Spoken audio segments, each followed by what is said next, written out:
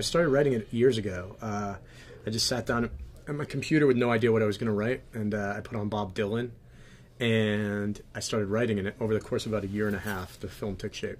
Without really a lot of thinking about what I was going to write about, I just started writing about these characters and let it evolve as it go. And you can kind of feel it when you're watching the film, I think. It lives in different chapters and different connections. And normally I write really quickly, but on this one I actually just kind of really took my time. I wish I was like a more thoughtful, smart person who kind of thinks and considers things. I write, and sometimes it works out and sometimes it doesn't. And so it's only after the fact that I was like, oh, I see what this was about and what I was chasing and what I was trying to do, but there was really no real plan. I was reading it in the bath, just like just letting everything just cast, and it was beautiful. I think it's not often where you read something and it hits you within the first few pages. I cried 4 times, and I've never cried reading a script ever. And I was like, and I love the stories and how they are connected. And I'm so happy you like Spain, and that's why you put some Spanish characters there. Thank you. So it's great. Yeah, I think there was no, there was no side to think about that. Oh, maybe this is not. It was so perfect for me to go in.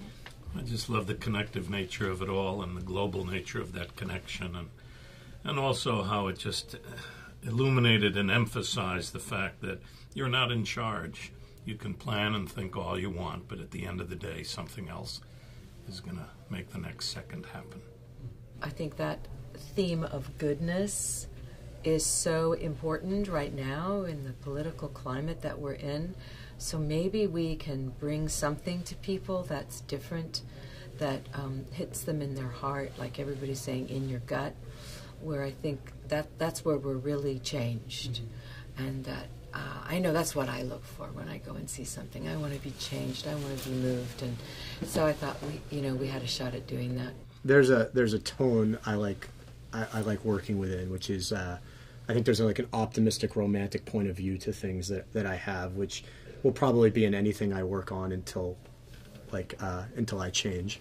But the film, it's a roller coaster, and it's hard, it's difficult, and I think the point is life is often very, very difficult for all of us in different ways at different times, and so I wanted to not pull any punches on the difficult stuff, not PG rate it, because I wanted to really try, as the movie says, bring people and bring an audience to their knees and go through an experience which is visceral and raw and painful, or multiple experiences, but then see how do you make sense of all of that, and how do you find something positive despite all of that, or on top of all of that.